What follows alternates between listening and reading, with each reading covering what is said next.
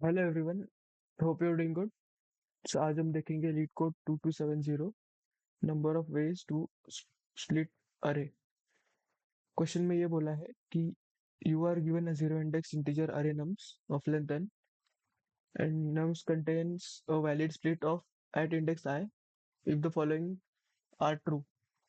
तो उन्होंने बोला है कि जो नम्स अरे आपको दिया है उसमें किसी भी इंडेक्स पे एक वैलिड स्प्लिट एग्जिस्ट कर सकता है, जैसे मल्टीपल वैलिड स्प्लिट हो सकते हैं।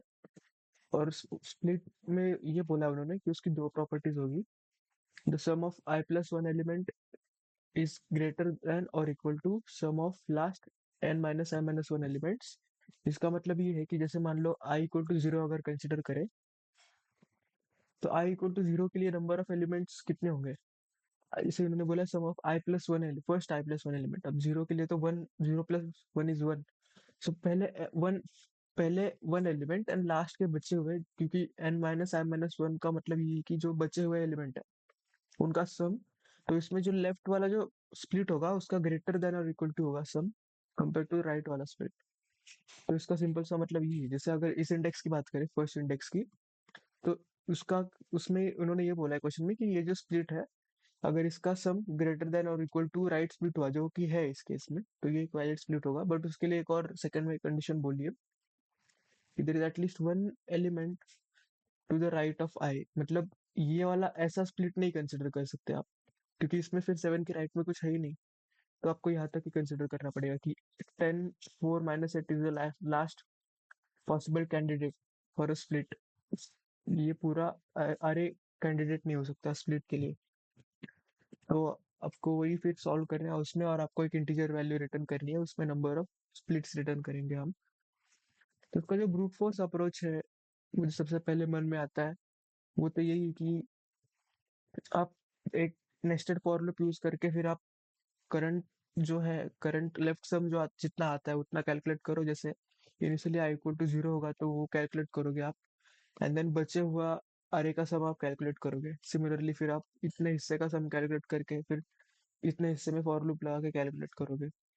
लेकिन वो फिर अगेन एन स्क्वायर में जाएगा वो सॉल्यूशन, तो हमें थोड़ा ऑप्टिमाइज चाहिए सॉल्यूशन अपना। तो वो आप ब्रूट फोर्स ट्राई करके देख सकते हो। यहाँ पे हम एक ऑप्टिमाइज जो सॉल्यूशन आता है ऑर्डर ऑफ एन वाला, वो देखते हैं। तो उसके लिए अगर हम व्हाइट बोर्ड पे जाएं, तो जैसे वही जो एग्जांपल क्वेश्चन में दिया था, एग्जांपल वन वही ले रहे हैं हम लोग। तो उसमें ये आरे दिया गया था हमें।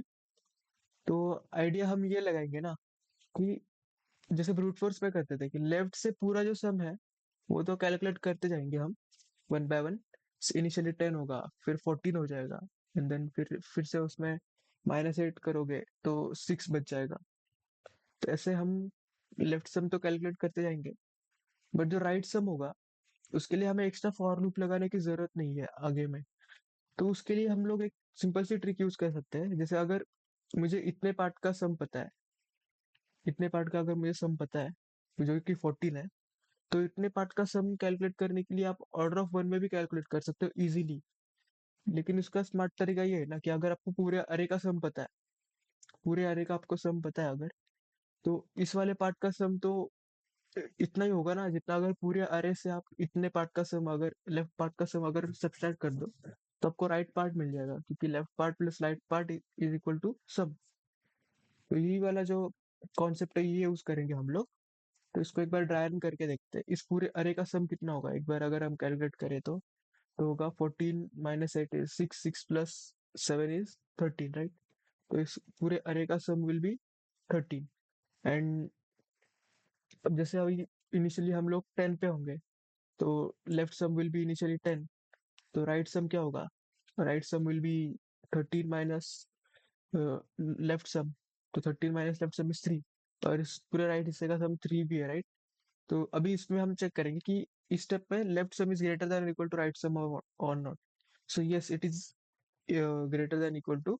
तो हम लोग फिर इसमें हम एक आंसर वेरिएबल लेते हैं जिसमें हम लोग इनिशियली फिर वन आएगा। तो फिर हम इस वाले पार्टीशन तक जाएंगे। अब इस वाले पार्टीशन में फिर again left sum will be increase to +4, so left sum will be 14। तो right sum will be your sum minus left sum, so it is -1, and left sum is again greater than equal to right sum। सो इसमें फिर हम answer में to x और एक extra one add करेंगे तो answer to हो जाएगा। सिमिलरली अब आपका लेफ्ट सम क्या हो जाएगा? Again left sum will be six, तो राइट सम क्या हो जाएगा? Sum minus left sum that is seven. And यहाँ पे फिर लेफ्ट सम क्योंकि greater than equal to right sum नहीं है, तो आंसर में हम इंक्रीज नहीं करेंगे एंड यहीं पे स्टॉप कर देंगे, क्योंकि आप इसके आगे नहीं बढ़ सकते क्योंकि लास्ट वैलिड पार्टीशन इतना ही था। उसके आगे फिर तो, क्योंकि उन्होंने बोला है कि राइट पार्टीशन मैट्रिक्स एक तो एलिमेंट होना चाहिए, तो यही इसको एक बार कोड करते हैं। जैसे हमने डिस्कस किया, एक सम वेरिएबल लेंगे जो इनिशियली जीरो होगा एंड उसको कैलकुलेट करेंगे हम पूरे अरे का sum. So for int E L E nums sum plus equal to E L E. And अभी हम लोग जैसे हमने पूरे अरे का एक बार सम कैलकुलेट कर लिया, तो एक आंसर वेरिएबल लेंगे जो इनिशियली जीरो होगा एंड एक लेफ्ट सम वेरिएबल नाम देंगे जिसका जो अभी ऑब्वियसली इनिशियली जीरो होगा, तो for int i equal to zero. ये बहुत इंपॉर्टेंट है, यहाँ पे हम nums dot length minus one लिखेंगे क्योंकि हमें पूरे लास्ट तक नहीं जाना, लास्ट से एक एलिमेंट पहले तक जाना है। एंड लेफ्ट सम जो है वो plus equal to nums of i हो जाएगा। और यहाँ पे इंट राइट सम एक कैलकुलेट करेंगे यहाँ हम लोग, राइट सम, और वो क्या होगा? वो होगा सम माइनस लेफ्ट सम, जैसे हमने डिस्कस किया। एंड देन यहाँ पे अगर तो लेफ्ट सम जो है वो अगर greater than equal to right sum हुआ, तो हम लोग answer plus equal to one कर देंगे और एंड में आंसर रिटर्न कर देंगे।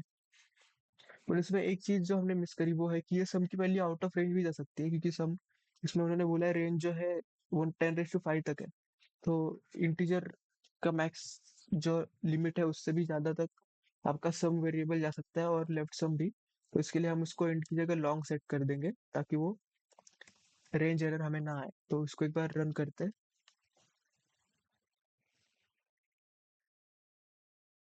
तो यहाँ पे भी लॉन्ग करना था क्योंकि राइट सम भी हमें लॉन्ग करना पड़ेगा, वो भी रेंज के बाहर जा सकता है।